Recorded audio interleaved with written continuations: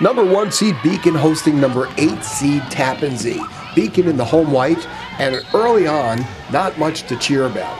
The Bulldogs looked lost and confused, and nothing was falling.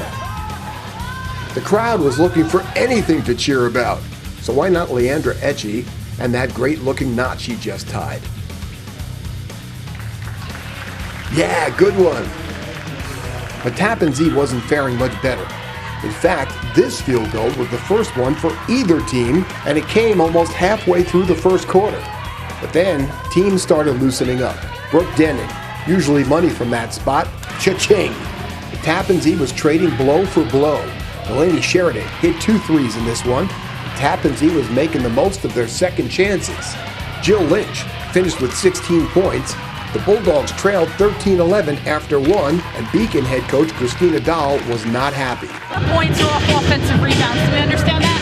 They have 13 points, 9 are off offensive rebounds. I told you that from the beginning. All right? You clean it up this quarter. You go out there and you box out. So in the second quarter, outside shot misses, but Kristen McLaughlin was a presence inside, and Tappan Zee built the lead to 7 points at halftime. In the second half, watch out. Beacon freshman Lauren Shetter was playing with a purpose and scored the Bulldogs' first 8 points of the second half.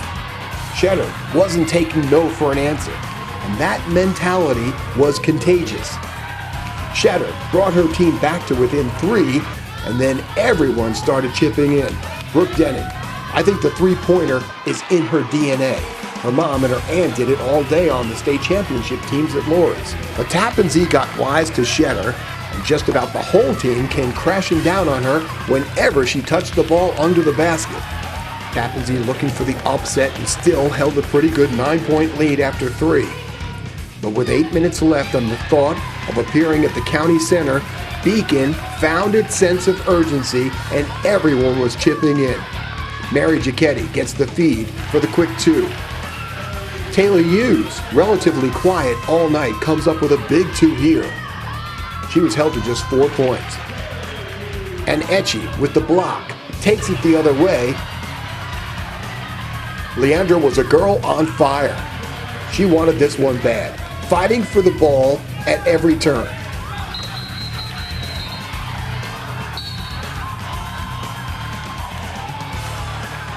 And before you knew it, it was a 3-point game with 1.5 minutes left.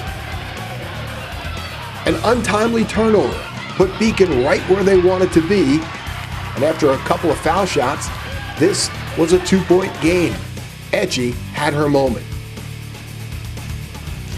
2 shots at the foul line. She was 5 for 7 and ties the game. Time winding down. Another untimely turnover for Tappan Zee. Beacon gets the ball back with 4.6 seconds in regulation. Etchie gets the inbound. Her shot falls short. And we're going to overtime, tied at 52. In the OT, guess who? The freshman, with the post moves of a senior. She finished the game with 16 points. This Denon shot doesn't go unless you put a little Shetter on it. And one last shot for Tappan Zee. Down 60-57. McLaughlin's shot is short.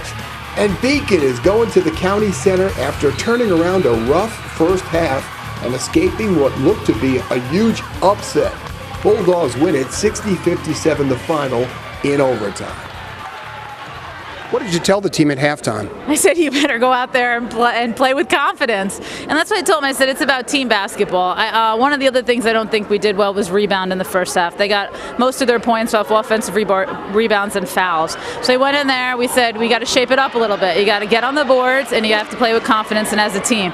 You do those 3 things, you'll win this in the second half. And they did. We came out with our 5 starters. We had great minutes from some bench people, and we were able to execute. That was probably the worst first half we've ever played. None of our shots were falling. Everyone else's shots were falling. I think we got down on ourselves a little bit, but then we picked back up at halftime, so it came out good. Did you sense that you guys were pressing a little bit in the first half, or what were they doing to get you out of your rhythm? I feel like we weren't used to that kind of press. Like, we didn't really get that all season, so we had to, shift and get used to it.